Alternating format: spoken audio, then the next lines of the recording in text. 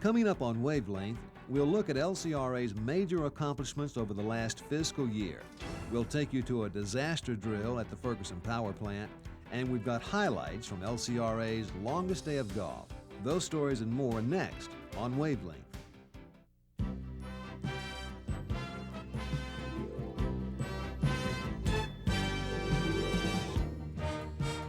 From the Lower Colorado River Authority, this is Wavelength.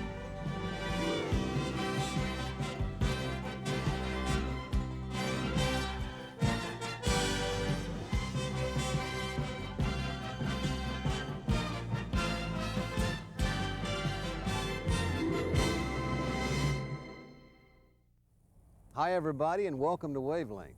Well, the fiscal year that just ended June 30th was a pretty good year for LCRA. Our power plants all performed above average. We had some good successes that will help us keep the river clean and to protect it in the future. We've begun some streamlining and budget changes that will make some real differences. All in all, it was a year that we can really be proud of. Example, the availability of FPP's 3 units over the past fiscal year was 86%. The national average for similar units, 82%.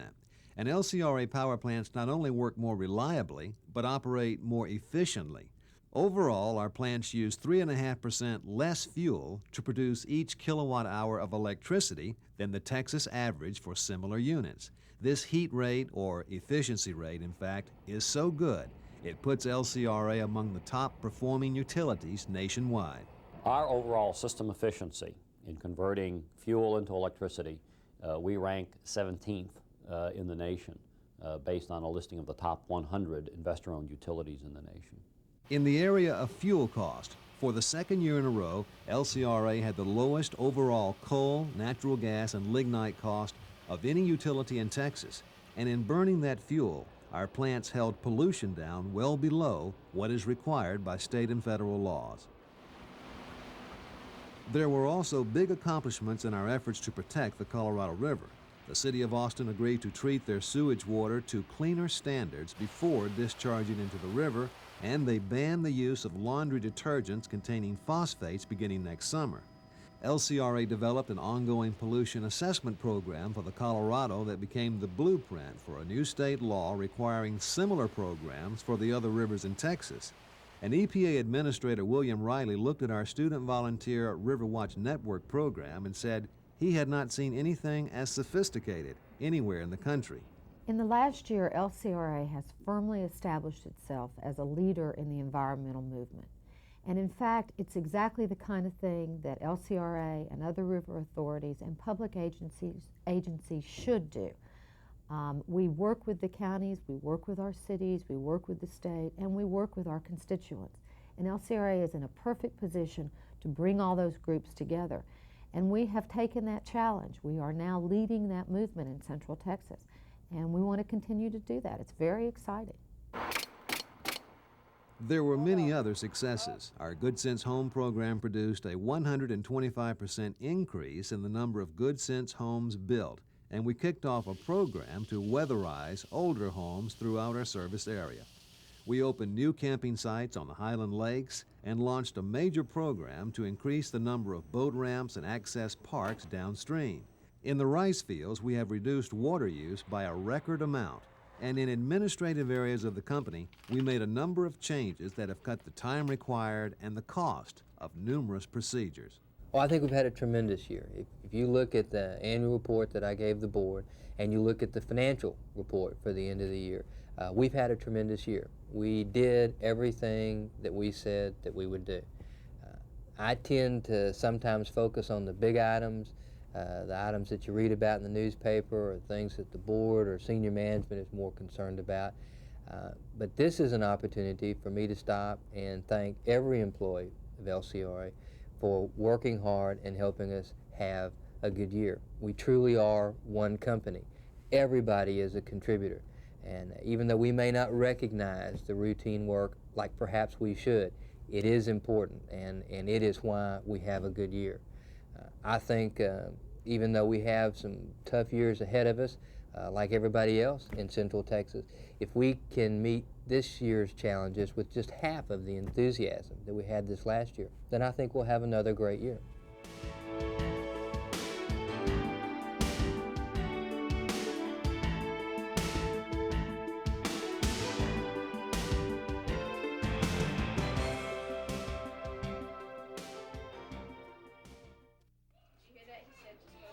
What do this daycare, this apartment complex, and this homeowner all have in common? They are all participants in LCRA's Energy Fitness program. It started in 1990 as a pilot project with the City of Fredericksburg, Central Texas Electric Co-op, and the City of Georgetown.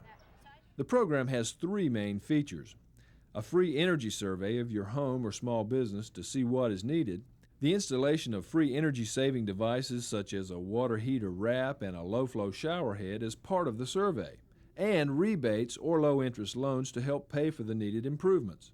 15 years ago we moved in here, and I had read or heard that the average life expectancy of an air conditioning unit was about 8 years, and we really didn't want to push our luck. And then with the incentives that the LCRA offered with 8% interest, that's tough to beat. And at the same time, if we can help conserve energy, then that's all the better. When the AC went out recently here at the Rainbow Learning Center, the City of Georgetown suggested that they take a look at the Energy Fitness program. We're very pleased with the results. The results have, not only have I seen a reduction in the monthly utility bills, even after the repayment is included, the entire facility is more evenly cooled. Multifamily units such as the Georgetown Square apartments are also eligible for the program. They installed high-efficiency cooling and heating units, added attic insulation, caulked, weather-stripped, and added solar screens. This combination dramatically reduced their energy consumption. Our program is very flexible in what it offers the homeowner. It allows them to do what they want to do, what they think they can afford. We can offer them either rebates if they want to pay cash up front, or we can offer them loans. So far, it's been about 60% of the people have taken rebates, and 40%, of course, have taken loans. How effective is the program? At this Georgetown home, the cooling unit was replaced with a high-efficiency model, and attic insulation and ventilation was added. The results: a 49% decrease in energy consumption over the same period last year. We're hoping to have 550 participants in fiscal year 92. We're adding some new wholesale customers, New Braunfels, Pernalis Electric Co-op, K-Pub, the City of Bernie. So we'll gradually expand into the entire service area over time. It is dawn at the Ferguson Power Plant, a normally quiet time that is about to have an abrupt ending. Ray, we have chlorine leaking on. My partner and I are fixing to go look in the demineralizer for anybody that's down, a casualty from the chlorine leak. Chlorine gas is spewing from a 150-pound cylinder, and an LCRA hazardous materials team is racing to cap off the leak. But when we're talking about chlorine, the possibility of this material being released into the atmosphere, it can drift into the building, it can drift out past our property line out onto the lake. It's extremely irritating, and high concentrations, it can be fatal. Traveling in pairs, the crew uses oxygen masks and airtight suits as they approach the cloud of gas. The idea about going in pairs is more or less a buddy system for safety. If my partner or if I had trouble with the mask, with air, or if we were to have a leak and we got some of the chlorine into our lungs, then we would have someone there to say, I need help, or to bring them out. The first team into the accident site has determined that there is indeed a chlorine leak here at the plant. Now it's up to the second team to actually fix the leak and then report back to team leaders as to the extent of the damage. Less than an hour into the exercise, the leak is patched and an exhausted hazmat team's mission is complete. I think they do see it as more than just their job. They realize that there's a lot of materials around here that are hazardous, and that they need to know how to handle them in case a situation develops where they've got to get out there and do something about it. It's required by federal law to have these teams at all facilities where hazardous materials are stored. Hopefully, they'll never be needed to respond to a real emergency, but it's good to know they're ready just in case. It's called no trace camping, and when these Boy Scouts leave, there will be no signs left that they had been here. LCRA is promoting the concept at 3 newly opened primitive camping areas located on Lake Buchanan, Lake Travis, and Lake LBJ. The 3 resource areas are designed to offer the camper a different kind of outdoor experience. More and more people are looking for a primitive recreation experience basically in the natural surroundings rather than your traditional parks. You can either hike around, camp, picnic, bird watch, photography, just anything that you can think of that would be done in a natural setting. Boy Scout groups like Troop 198 of Lago Vista have practiced no-trace camping for years. A part of their normal routine is to pick up after themselves and others. Well, mainly we're just trying to save the environment and keeping this place clean for other people and other families to enjoy and camp here. To help promote the benefits of low-impact camping, the troop is talking to other campers who visit Gloucester Bend. Hi, welcome to Gloucester Bend. We're Troop 198 from Lago Vista. 3 more primitive areas will be opened this year by LCRA, offering visitors a great opportunity to experience the natural beauty of the Texas Hill Country. LCRA recently hosted a delegation from Australia led by Ernie Bridge, Minister for Agriculture and Water Resources in Western Australia. The group is interested in seeing hydroelectric facilities, water resources management, flood control, and agricultural irrigation, all of which can be found in one stop at LCRA. And once in here, what the farmers take over the sort of distribution of it. That's correct. You see the this directions and the redirecting of water. You see this little water control device right here in the levee? All right, he will operate it from our delivery system all the way across the field through these little overflows. Yeah. The state of Western Australia is some 2.5 times larger than Texas, and the great dream of the minister is to construct a pipeline from the mighty rivers of the Northwest to the vast arid outback and the southern population centers of Adelaide and Perth. Australia sees itself today as being in a position to be able to maximise the availability of resources which it has. It has unlimited opportunities there, I think, for future growth. And so we need to be now setting in place long-term plans that will enable us to be in a position to accommodate that rapid measure of development which must flow. Of course, no foreign visit would be complete without a welcome from the infamous Texas fire ant. Taking back a nest. And I can tell you he certainly stings. The group made stops in New Mexico, Arizona, and California before returning to the land down under.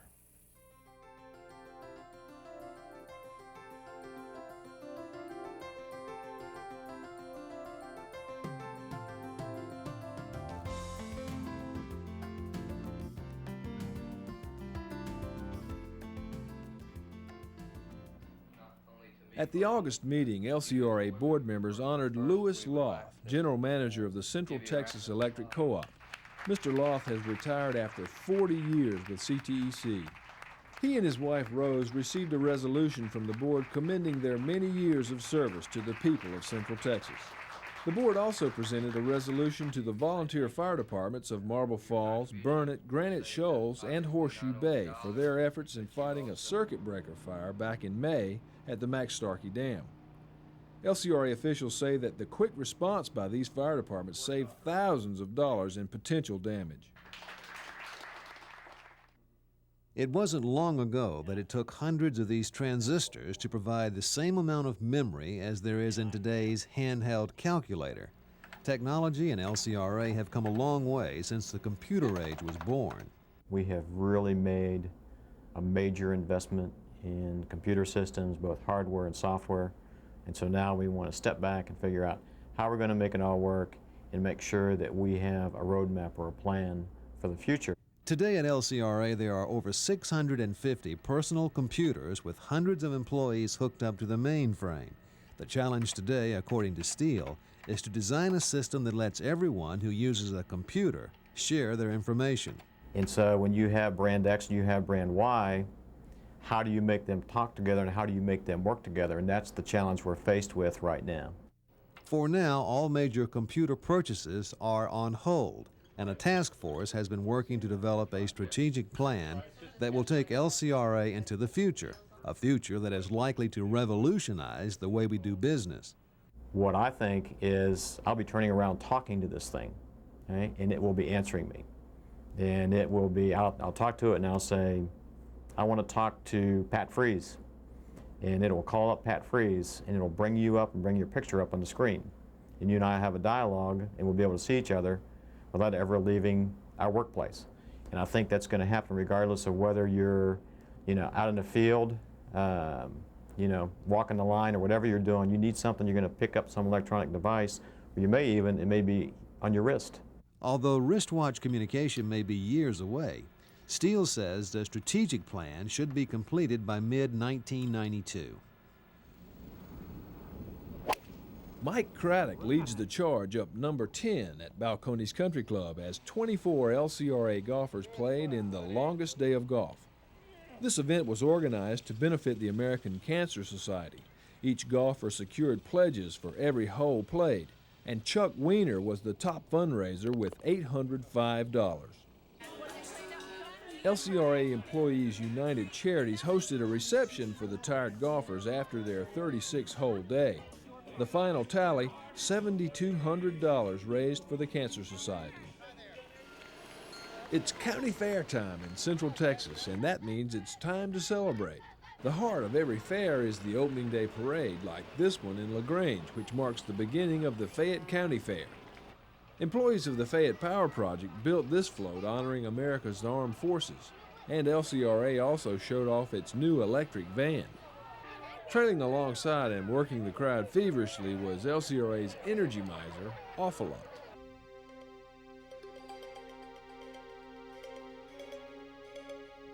We began a new feature this month on Wavelength. You've been telling us you'd like to see more employees and to see what they do. So we thought to ourselves, what better place to start than FPP?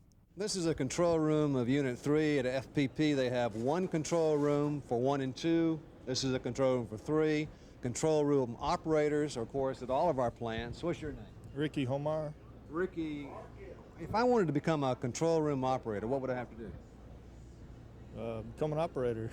How does that happen? I spent about 5 years on the outside as a PO2, and as openings came on, they moved people in. You get training. I went through classroom training and had hands-on training for a couple of years. One of the important jobs is called plant operators. Thomas Gunther, what do they do? The plant operators, they are the eyes and ears and legs of the control room operator. They monitor and check all the outside equipment in the power plant and other areas. They physically go to it and check out problems, that sort of thing? That's right. They check them several times per shift, looking for inefficiencies or equipment failure. All right, what's this guy doing here? He's checking the boiler for slag buildups and any other problems that he may find in the boiler. All right, let me ask him how it's going. Tell me what your name is. My name's Paul Brown. What'd you see in there, Paul? Just checking on the slag pattern for the CO to make sure there's no heavy buildup. Yeah, you want to see if there's ash on the pipes and that kind of thing. Well, how'd this one look? Right now it's real clean. This lower section usually stays pretty clean, but all the heavy stuff's up top. Well, if it hadn't have been clean, what would you have done? Just go right to the CO and tell him, and I can either blow the slag off from here, or he can do it from in there. Obviously, you won't be surprised to know that FPP has lots of computers needed for lots of different jobs, and where you have computers, you have computer technicians. What is your name, sir? Mike Bartash. Mike, what are you doing here? I'm trying to restore my C&D drives to the IBM PC. Now, what do these computers do? These are data acquisition computers. We monitor plant temperatures, pressures, anything to aid the operator, the plant operator in his job. Good morning, Fayette Power Project. Okay. One of the things FPP has done well is to move people around from areas of less need to areas of new need. Yvonne Smith is a receptionist now in the administration building. Yvonne, off the phone, what have you, tell us some of the jobs you've had. Okay, I'm a heavy equipment operator. I've driven the bulldozers and the front-end loaders and the haul trucks, and after they needed some help in the maintenance department during outage, so I've helped during outage, doing, you know, anything they need. So how did you move to this position? I moved, they needed help. They needed to start a new central filing system, and they needed Deborah's help, so they asked if I would like to help up here, and I said, sure, why not? So here I am. Now this is a unit where they control the scrubbing unit. You've heard about the scrubber. It's an additional piece of pollution control equipment that's on Unit 3. What's your name? Kevin Robinson. Kevin, your job is? I'm control room operator in the scrubber. Everybody knows we put the scrubber in basically because we would burn lignite in 3, but now we do something in addition. I mean, we run it at a higher level. What do we do? Well, by law, we're required to remove 70% of the SO2 and the flue gas, and here we try and maintain an average of 90% reduction. Which costs us more money? Yeah, increased limestone usage, spray pump running, it increases the cost, yes. This thing looks pretty complex. What's all this stuff? Well, basically what it is a mock-up of our absorber tower, our spray pumps, which take suction out of the reaction tank and spray a slurry mixture into the flue gas. And there's a chemical reaction that removes all of our sulfur, and it's emitted in here. It goes on out to the stack. You have to wonder who are the people that make sure that the work is always being done right, that the right work is being done. The answer to that are the foremen. The foremans are the ones who know everything about this place and figure out if the work is right. Your name is? Walter Watipka. Walter, how long have you been with LCRA? Oh, about 12 years. How do you get the most out of people? What do you do when one guy's a better troubleshooter than another? That must be quite a juggling act. Well, you just try to utilize your resources the best you can. You know, after you get to know people, you have a particular job, so you put the best person on the job. Y'all have to be pretty innovative. Y'all have created some new innovations here. How often does that sort of thing happen? And give us an example or two, if you can think of it. Well, we have to come up with ideas almost daily on how to make the equipment last longer and run longer because of some of the goals that we're trying to achieve. And I don't know, you can look around examples everywhere. The job he's doing right now is a modification that's never done before on electric motors to make them last longer. Come over here and tell us. He's making some special stainless wear rings that's going to increase the life of this motor, the rotor that's sitting behind him on the table. The laminations and stuff aren't holding up. It's off of Unit 3 and they're already starting to fail. It's a very expensive motor, but instead of buying a new motor, we're going to modify it so that the life will be longer. Lunchtime is kind of an event around here. It's a time, of course, to take a break, eat some lunch after hard work. It's also a time for some camaraderie and some serious game playing. Dominoes are kind of popular here, aren't they? Is there somebody that's kind of the king of dominoes at FPP? Oh, yeah, this guy right here? Yeah, David Caspar. Yeah, he'll let you know if you don't play right. So you're the guy that keeps everybody straight? That's right. What's your name? David Caspar. Dave, what is your job? I work for him. That's why he's playing dominoes at my table. In Austin, we feel like this is a pretty good plan. I'm curious, are y'all as proud of it as we feel we are? Yes, sir. I think the majority of people out here, I certainly am. I've been working for the company almost 9 years, and they've done some good things for all of the people out here, and especially the surrounding Fayette County area, provided some jobs and a better standard of living, and I'm pretty proud of LCRA. Well, that's it for this edition of Wavelength. Thanks for being with us, and we'll see you next time.